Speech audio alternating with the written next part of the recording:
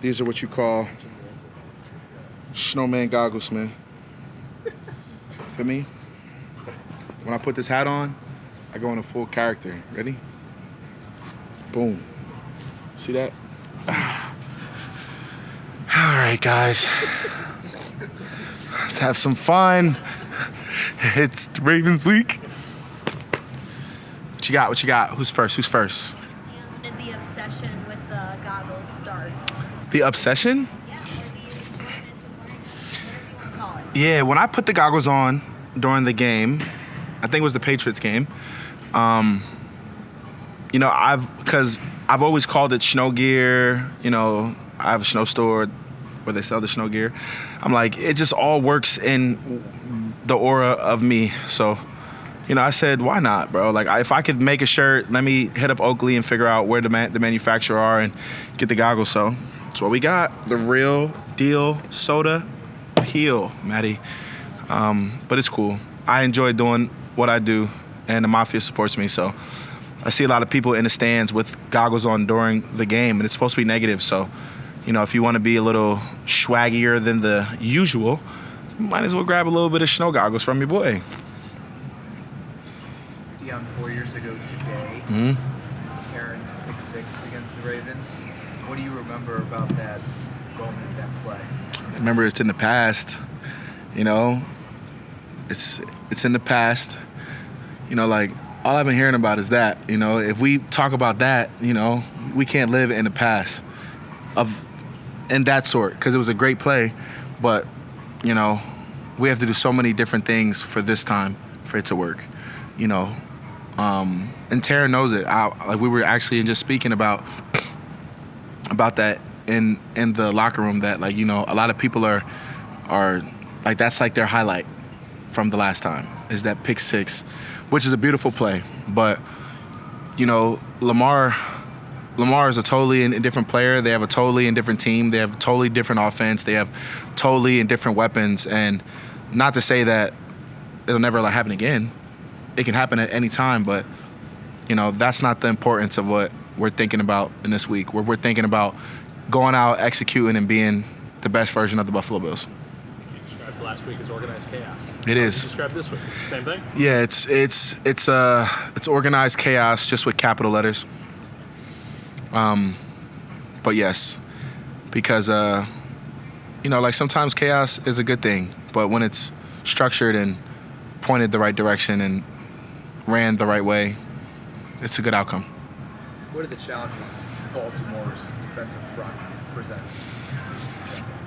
A lot of different bullets. They do a lot of different schemes, a lot of different moving parts, which a lot of defenses do. I know, and that you guys hear that often, but they do a lot of things with their backers, where they're blitzing a gap, or they're bringing a safety, or they're bringing two to a side, or just being the Ravens.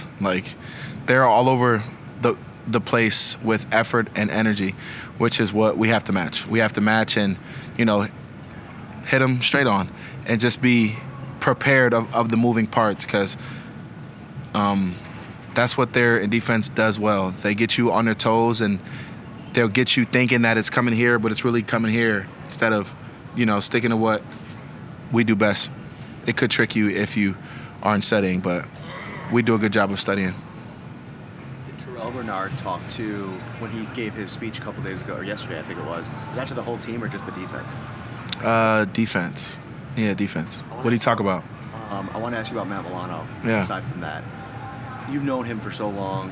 I know he plays on the other side of the ball, but personally, have you noticed the last couple of weeks the old Matt Milano kind of rearing its head?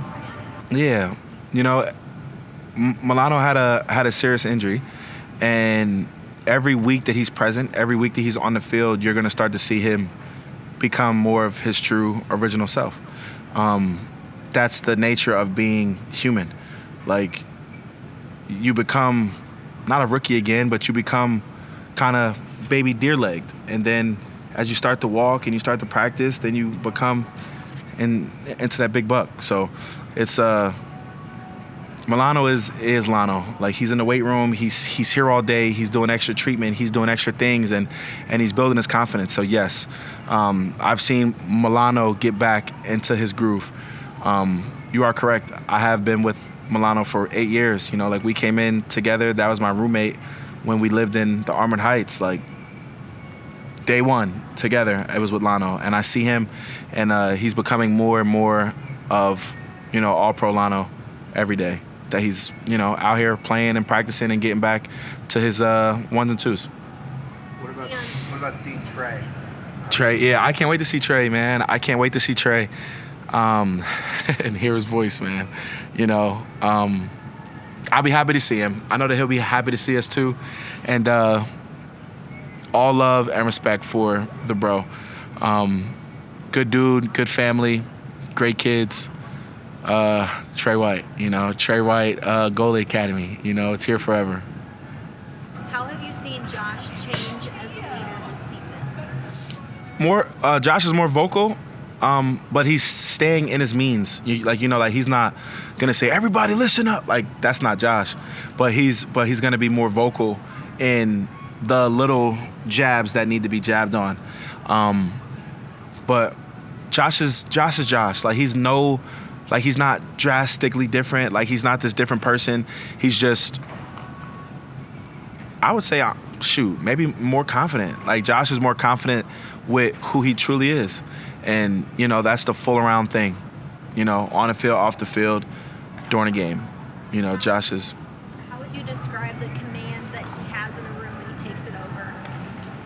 How do I? This presence when he is vocalizing things and guys are listening. Yeah. How would you describe that? Yeah, Josh is just like one of those guys that, you know, like, when he appears and when he's present, he draws attention. When he speaks, you have to listen no matter what because of what he does on the football field. Like, he's shown it, he's done it, he's backed up what what he spoke on. Like Josh goes out there and plays his heart out every game. Every game. He gets the O-line out of trouble. He puts receivers in good position. He gets the running backs the ball, and he just does everything he's supposed to. But his presence is, like, it's dominant, and he has, like, a dominant presence. And we all know, like, people that, you know, like, when they walk around, like, oh, like, yeah, that energy is it needs its respect. And he's just one of those guys that when he's present and when he's talking, you listen, and if he's there, you watch. Because if Josh started throwing the ball around now, everybody's heads will start turning like, oh, look, Josh is, you know, he's just getting to his fundamentals. Yeah, he's locked, right? Like, that's just what it is. This time of year, just heading into a game like this, I'm sure different players react differently to it. Some probably get a little tighter, a little more nervous. Do you feel like it's more fun? Do you feel like it maybe makes you even looser? Is that possible? Do you see me right now? That's what I mean. I got goggles on at a press conference. I know. You asking me, do I feel more loose and free? I am free, my dog. I'm free, yes. Do you embrace how fun this is? Of course. I'm having the most fun in my life. And I am present in the time that we're in right now. I know what's going on. Like, this is history being written right now. And I know the moment that we're in. And, you know, me, I'm just taking, not advantage, but I'm taking being present in the moment. Like, I'm embracing what's going on. I'm not trying to be too cool for it. I'm just Dion. I am just Dion. But yes, yeah, I am more comfortable. Of course, you have nerves because, you know, we're in elimination rounds. This is what football is. Like, this ain't, you know, the best of 5 games or the best of 4 games, the best of 3. No, this is elimination chamber. So it's thought of, but it's not harped on. Like, you have that in your head because that's the situation that is in front of us. But besides that, I'm free, calm, cool, and Schno. I am D-Dog, and I'm gonna be myself. Yeah, when you were talking about that Tarrant pick 6, you said that you remember that it's in the past. The Week 4 game was also in the past, although a little bit more recent. When you look at that game, What a you guy. guys almost have to put it to the side because of the way it played out and how different the teams Ravens are now? Would you take a little bit from that game, remember how badly those guys beat you, and use that as even just 1% of extra motivation for this week? You know, a loss is a loss, a win is a win. Of course, you learn from your losses and you learn from your wins. But during the duration of the football season, a lot of things have changed. And now we get to play them when we're at our best.